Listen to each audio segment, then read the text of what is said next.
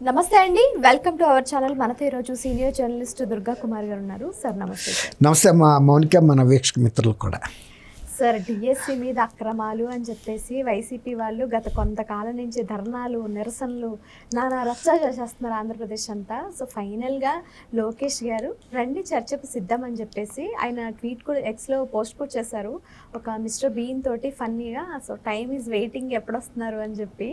అంటే ఆయన ఏదో ఒక స్క్రిప్ట్ కూడా ఇచ్చారంట, ఎలా ప్రొసీడ్ అవ్వాలో కూడా లోకేష్ గారే చెప్పారంట. అసలు ఏంటి సార్ ఈ ప్రొసీజర్, చెప్పండి.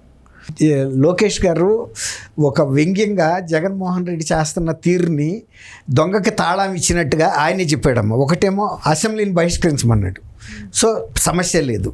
రెండోది, అసెంబ్లీలో జరుగుతున్న డిఎస్సి చర్చ కూడా హాజరు కావద్దు, అసెంబ్లీని బహిష్కరించినప్పుడు ఎట్లాగో హాజరు కాలేడు. మూడోది, అదే డిఎస్సి మీద చర్చ జరపాలని మళ్ళీ దాని మీదే ఆయనే ఒక నోటీస్ ఇవ్వటం. అంటే ఆయన చెప్పిన దానికి భిన్నంగా, అంటే పరస్పరం విరుద్ధంగా ఉంది. అలాగే నాలుగోది, చివరికి చర్చకు సిద్ధమేనా అని మళ్ళీ లోకేష్ గారి మీదే ఇంకొక సవాలు. అంటే పరస్పరం విరుద్ధంగా ఆయన చేసేదానికి చెప్పేదానికి పొంతన లేదు అనేది ఆయన ఈ 4 పాయింట్ల ద్వారా చెప్పాడు. జగన్మోహన్ రెడ్డి వ్యక్తిత్వాన్ని ఆవిష్కరించాడు, జగన్మోహన్ రెడ్డి ఆచరిస్తున్న విధానాన్ని ప్రజల ముందు పెట్టాడు.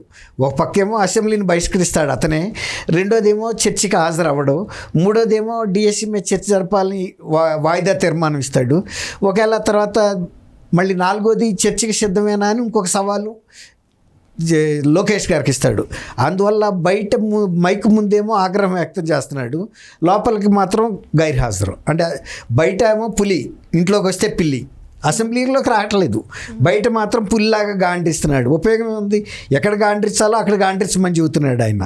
అట్లా ఒక రకంగా వ్యంగ్యంగా, అంటే జగన్మోహన్ రెడ్డి ఒక తీరుని, లేకపోతే ఇది నిజమైన పోరాటమా, లేకపోతే ఒక పొలిటికల్ కంటెంట్, ఒక డ్రామా ఆడుతున్నావా, నువ్వు ప్రజల ముందు ఒక డ్రామా క్రియేట్ చేస్తున్నావు, కానీ నీకు నిజమైన ఆరాటం కానీ, నీకు నిజమైన శ్రద్ధ కానీ, ఈ అంశం మీద నిజంగా ఏదన్నా జరిగితే దాన్ని సరిచేయాలన్న ఇది లేదు.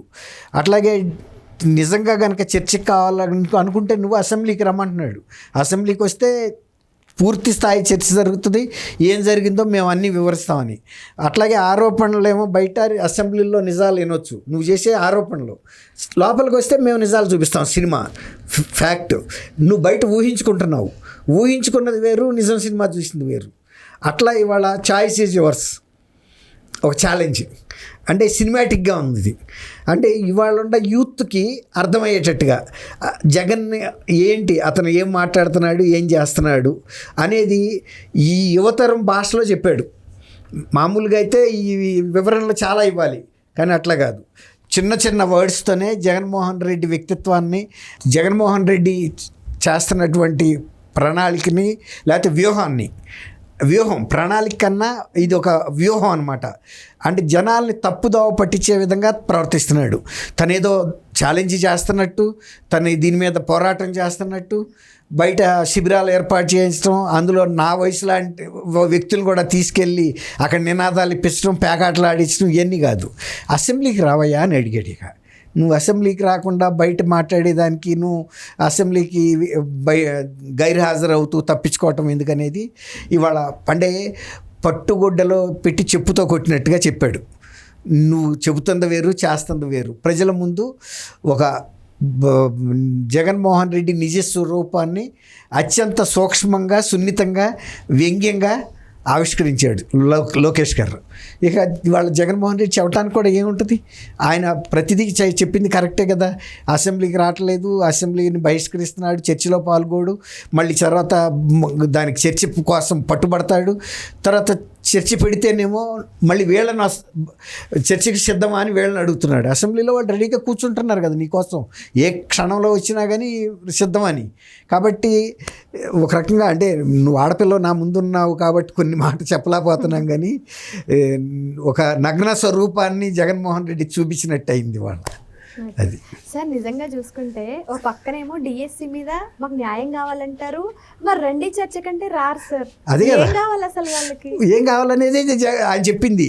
ఇవాళ నువ్వు జగన్మోహన్ రెడ్డి వేస్తున్న ప్రతి వేషాన్ని ఆయన సింపుల్గా చెప్పేశాడు. అతను అసెంబ్లీకి రాడు, అసెంబ్లీలో చర్చిలో పాల్గొడు, మళ్ళీ చర్చికి జరపాలని ఆయనే తీర్మానం చేస్తాడు. తీర్మానం చేసి మళ్ళీ తర్వాత మీరు చర్చికి సిద్ధమా అని మేమంతా సిద్ధంగా ఉండి మ్యాటర్ అంతా రెడీగా పట్టు కూర్చుని 70 mm సినిమాలాగా చూపిస్తాం రారా నాయన అంటే రావట్లేదనేది. జగన్మోహన్ రెడ్డి వ్యూహం ఒకరోజు అర్థం కాదు, లేకపోతే ఒక పూట అర్థం కాదు. రాష్ట్ర వ్యాప్తంగా ఆందోళన చేస్తూ అసెంబ్లీ నిన్న నుంచి సమావేశాలు మొదలైనవి కదా, ఎంతకన్నా మంచి అవకాశం ఎక్కడుంది? కాబట్టి జగన్మోహన్ రెడ్డిలో ఏం విషయం లేదు అక్కడ. ఆయన డొల్లతనాన్ని, ఆయన పిరికితనాన్ని, ఆయనలో ఉన్న తప్పించుకునే ధోరణి లోకేష్ గారు ఆయన స్థాయిలోనే వ్యంగ్యంగా చెప్పేశాడు. కాబట్టి ఇక జగన్మోహన్ రెడ్డికి వాయిస్ ఇంకా ఉంటుందని అయితే నేను అనుకోను. ఇంకా ఆయన పార్టీ నాయకులకు కూడా అర్థం కావాలి ఇంకా ఆయన ఫాలో అవుతున్నారు ఎందుకు దీని మీద. ఇప్పుడు ఇంకోటి ఏంటంటే ఇంతకన్నా మించి గ్రూప్ 1లో జరిగిన అరాచకాల మీద సిట్ ఇచ్చిన రిపోర్టు ఇప్పుడు వాళ్ళకి ప్రాణకంటకంగా ఉంది. వాళ్ళ పార్టీకి ఏం మాట్లాడగలుగుతారు? అందులోంచి తప్పించుకునే అవకాశం కూడా లేదు. అది ఎవరు రాజకీయ ఆరోపణలు కాదు, హైకోర్టు పర్యవేక్షణలో ఏర్పాటైన సిట్టు పగడ్బందీగా చేసి ఇచ్చిన లిఖితపూర్వక నివేదిక అది. కాబట్టి అందులో తప్పించుకోవడానికి కూడా అవకాశం లేదు. ఇప్పుడు ఎవరినో ఏదో చేయబోయి ఇప్పుడు ఆయనే దాంట్లో పడ్డాడు, బావిలో పడ్డట్టు అయింది. ఎవరినో తొయ్యాలని చూశాడు, వాళ్ళు బావిలో పడే పరిస్థితి లేదు. కానీ ఈయన చాలా లోతైన బావిలో, ఇప్పుడు ఎవరినో బావిలో దోద్దాం అనుకున్న జగన్మోహన్ రెడ్డి అధపాతాళంలో ఉన్న బావిలో పడ్డాడు. ఇప్పుడు గ్రూప్ 1 జరిగిన అవకతవకలు, అవినీతి, అక్రమాలన్నీ కూడా బయటకు వచ్చినాయి. కాబట్టి ఇవాళ జగన్మోహన్ రెడ్డి గారికి ఇంకా వాయిస్ ఉంటుందని అయితే మనం అనుకోలేము. Thank you sir. Thank you అమ్మా మౌనిక, మన వీక్షకులకు.